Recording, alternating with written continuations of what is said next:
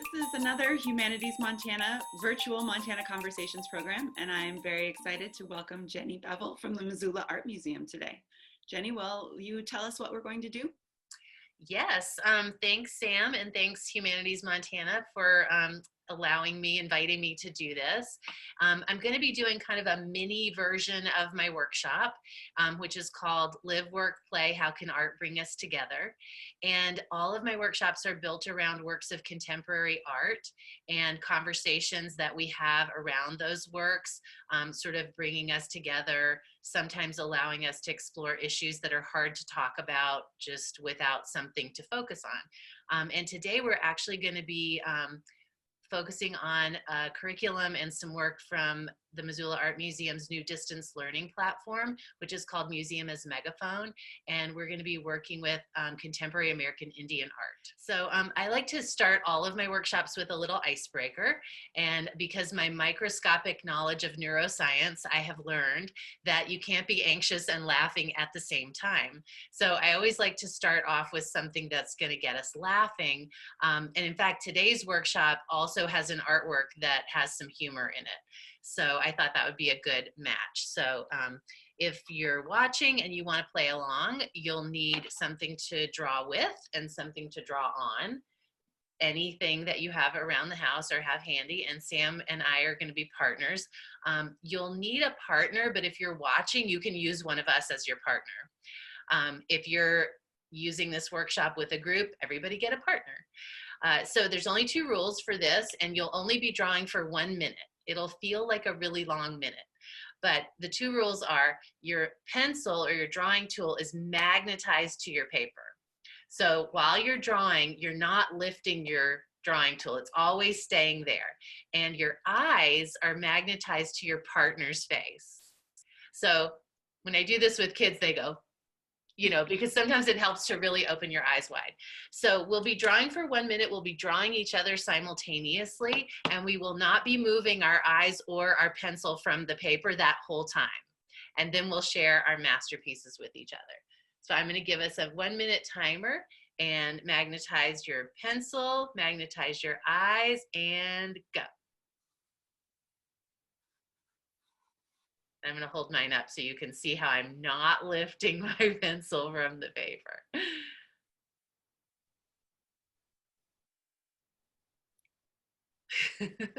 And the other thing you'll notice while we're doing this is that your mirror neurons are starting to fire. It's very hard to look at somebody and not smile.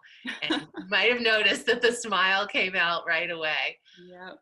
I'm not sure what that's about. I just know it happens. Okay, we have 23 seconds left. Does feel like a long minute, and I know, right? to like glance over and see what I'm doing. I know, right? It's so hard not to open that package of surprise. Yeah. Okay, 5, 4, 3, 2, 1, and you can lift your pencil and lift your eyes, and we can share with each other our masterpieces that we drew. Oh, we're beautiful. I like it. Actually, we look related in some way. We have the same nose. Yeah, we do. Okay, so now that we are all here together, I'm going to preface showing this artwork with just a couple of sentences about the exhibition and the collection at the Missoula Art Museum. So the exhibition is called Love Letters to the Collection. It is going to be on view for the rest of 2020. So we are open. If you're in Missoula, you can come see it. It's all about decolonization. So for those of you who might not know about this concept, there is a webinar in the online course to watch, but the idea being that museums are by definition colonial institutions. They come out of the dominant culture coming someplace and sort of like taking things from the indigenous people, putting them in a different context, taking them out of their original context. And so there is a huge movement in museum culture now to decolonize, to walk that back and re-envision the museum as a more democratic, inclusive space. So what this exhibition is doing is we invited guest selectors to come in and choose works from the Contemporary American Indian Art Collection and write a love letter to that artwork. So all different selectors, all different pieces, all different ways of writing a love letter. And at the end of today's mini workshop, you are also going to be invited to write a love letter to your piece of art. So this activity, what we're going to be doing this morning, slow looking at a piece of art, discussing it, connecting, using vocabulary, learning a little bit of history, a little bit of art vocabulary, and then writing and or drawing. We're going to be meeting standards in social studies, Indian education for all, visual art, and English language arts all at the same time. So this is a piece of art created in 2012 by an American Indian artist named Dwayne Wilcox. And Dwayne is Oglala Lakota, and this is a piece from the MAM collection.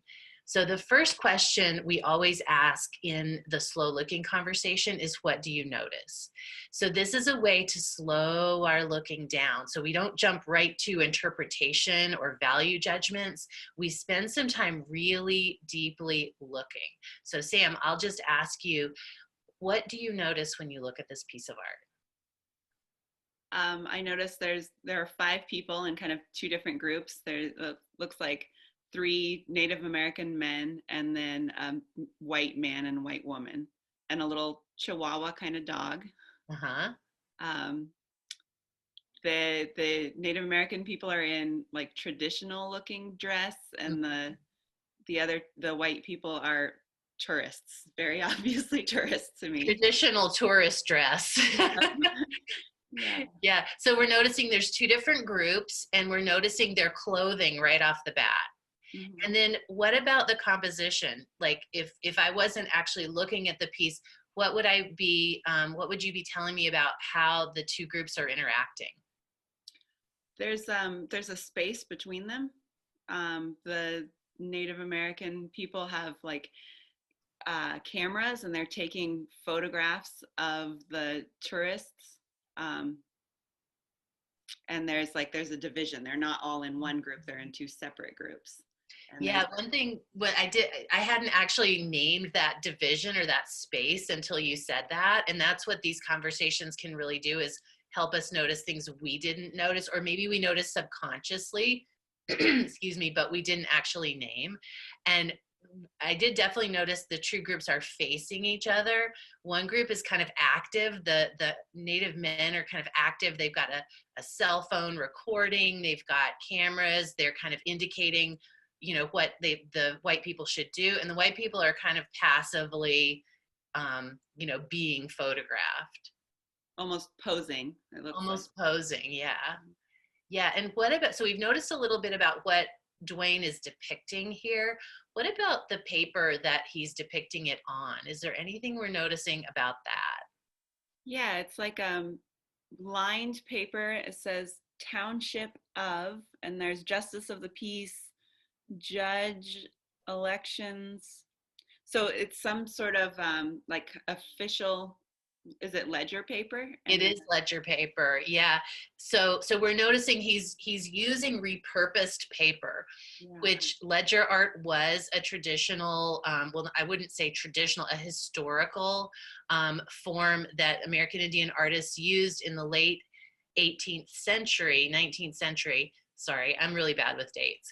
All this is in the curriculum.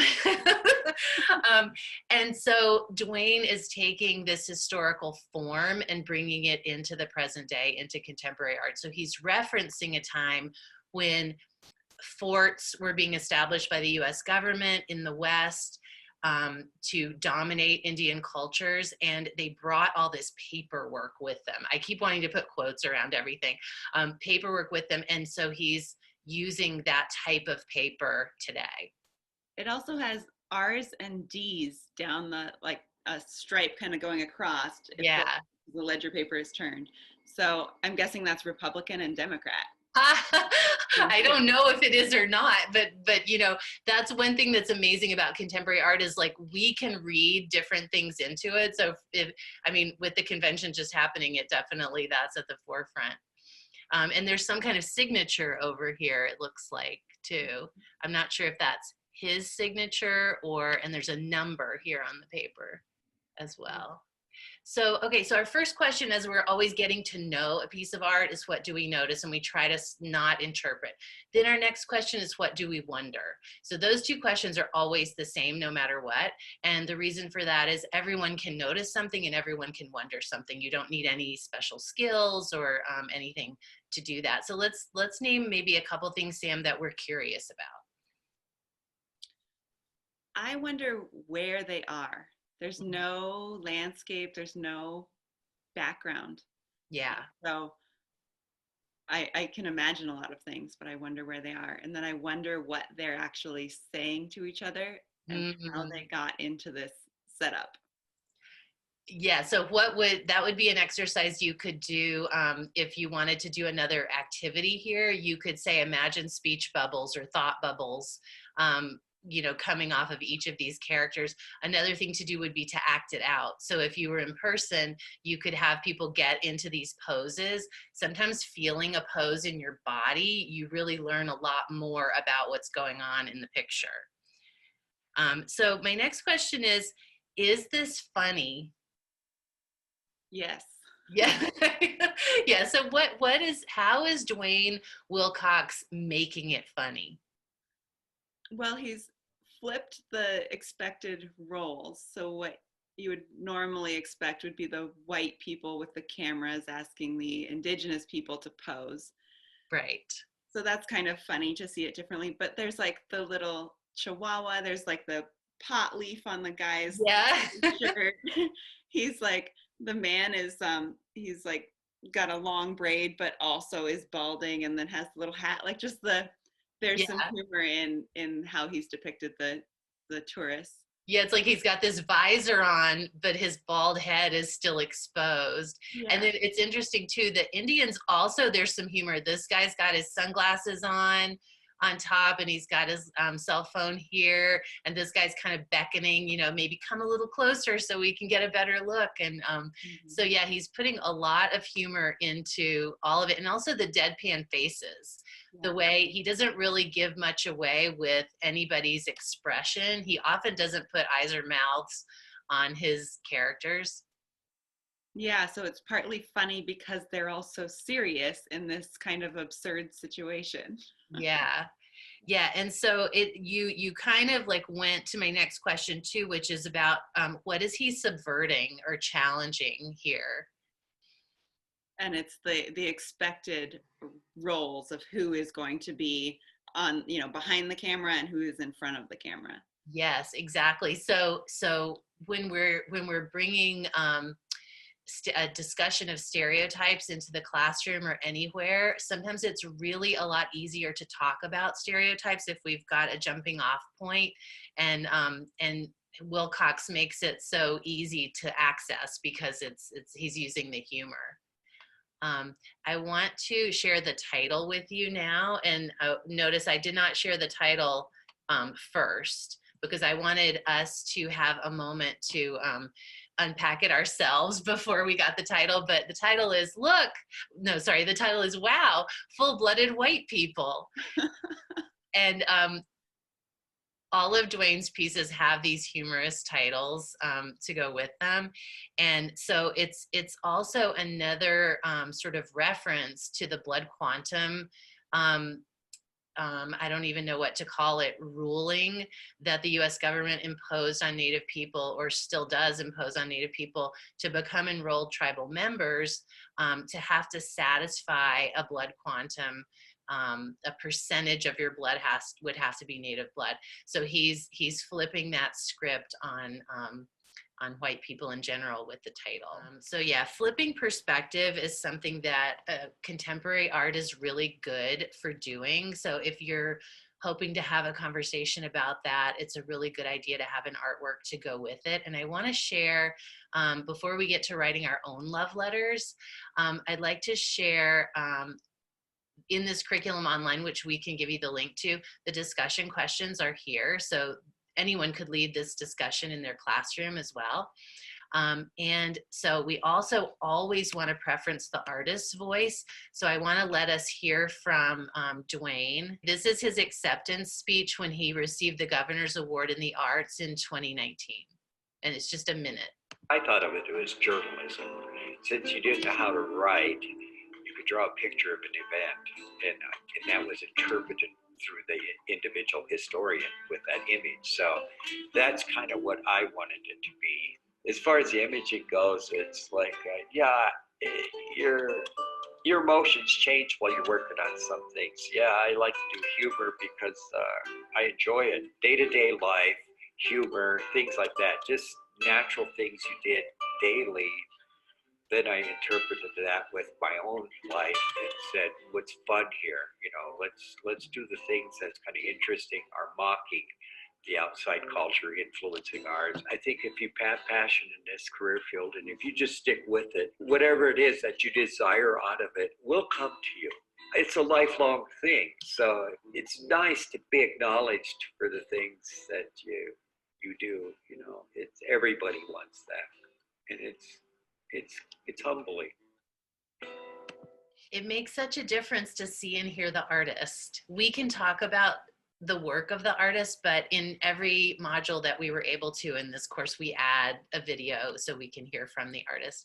And so I also want to read you, and Sam, I was thinking maybe we could read this alternating lines. This is Mike Jetty's love letter to WOW, full-blooded white people. So Mike works for the Office of Public Instruction in Montana. He's an enrolled member of the Spirit Lake Dakota Nation and a Turtle Mountain Chippewa descendant. And Mike chose WOW, full-blooded white people as his selection. And this is the love letter that he wrote to it. Ode to WOW, full-blooded white people. Flip the script. Perspective, identity, power, and privilege. What does it mean to be white? What does it mean to be Indian? Is there such a thing as a full blood? Did you hear the one about the white guy wearing a beaded necklace inlaid with 5 vintage Indian head nickels? When asked, said, "I am trying to be a quarter Indian." Blood quantum, remnants of a colonial mindset, still unpacking the hegemonic threat. Decolonization, indigenization, revitalization. Healing takes place in our own sacred place.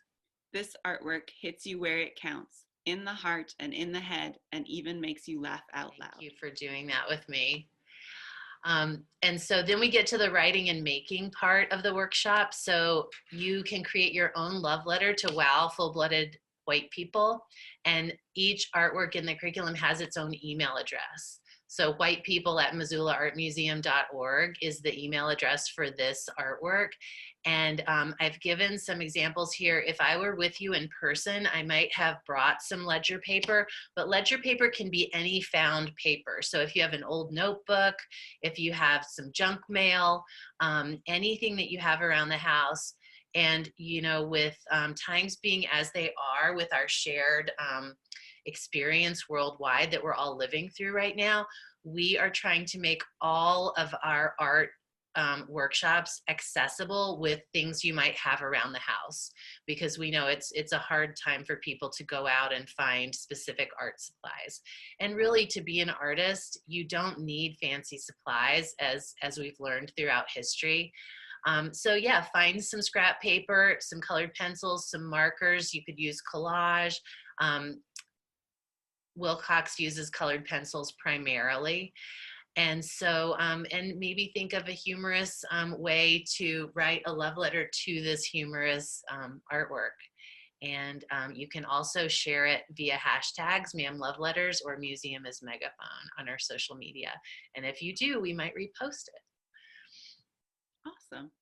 That seems like a really fun way to engage and see just a lot of different voices. And I don't know, it sounds really fun. I'm excited to do it. Now, is this just for students, or can anyone write a love letter? Anyone can write a love letter. We're also accepting love letters in person. So if you are able to come to the museum, there are postcards on which you can write your love letter. There are about 10 pictures and sculptures in the exhibition right now, but we're going to be adding to it ongoing. So if you log in and you work through, if you're really ambitious and you work through all of these modules, there's going to be maybe, 20 modules eventually. All works that were already part of the museum collection? They are, in fact, all works that are in our collection. So we have about almost 250 works of contemporary American Indian art. And I should have said this at the beginning, but I'll say it now. Contemporary art is really the art of our time. And that definition is always moving because our time is always moving. And usually I say, you know, it's mostly by living artists. But then I was speaking with someone last week from the Historical Museum at Fort Missoula, and she said, well, my definition of history is anything that happened before right now. And I said, oh, well, that's interesting too. I mean, we could build a whole workshop around, like, when does history start? And then I know we're going to share a love letter from Mandy Smoker Broaddus and Melissa Kwasny, who are the current Montana Poets Laureate. And I think I can show briefly, just as a teaser, the artwork that Melissa and Mandy wrote too. So this is called Epicenters and Impact by Molly Murphy Adams. And it's a little hard to see here, but it's a map that she has beaded and sewn on top of. And this piece is about missing and murdered Indigenous women. And the pieces that Mandy and Melissa wrote are both very powerful, beautiful pieces. So powerful. Yeah, so powerful. So it's such a wide range. And I think that's one thing the exhibition does really well. This is from Corky Claremont's piece, Split War Shield. And the selector and the writer there was Cameron Decker, who heads up the art department at Salish Kootenai College. Yeah, the wide variety of approach, the wide variety of theme, of materials is just a great way to show the variety of contemporary art and contemporary American Indian art. This is incredible. I hope that people enjoy this video and you get some love letters out of this, and anyone who's around can stop by the museum and see it in person as well. Yeah, fantastic. And we'll make sure you all have the link to get into this curriculum online, which is free and open to everybody.